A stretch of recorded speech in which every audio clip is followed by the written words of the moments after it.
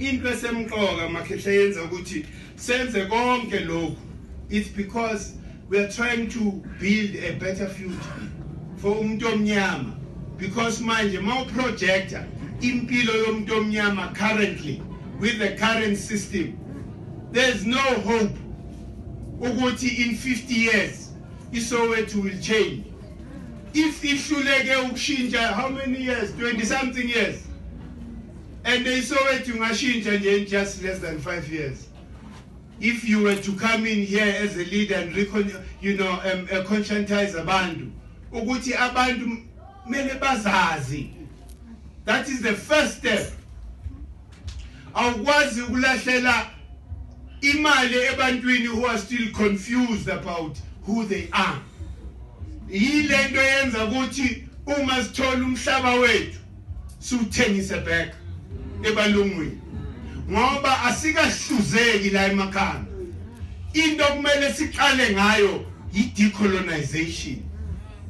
Mele ngizazi qala, I must love myself and know myself, because without that self-knowledge, yiyo lento ezenza ukuthi wenze izinto ongamelanga uzenze, because you are still ignorant of yourself. And ukuzazi for us it's basic. Zazi ukuthi uzalwe nini, what energy do you embody, eyiphi le energy le, what resonance is there with that energy with yourself. Ngoba mele uzibuze ukuthi okay, characteristic yale energy yile, mina am I behaving in that way?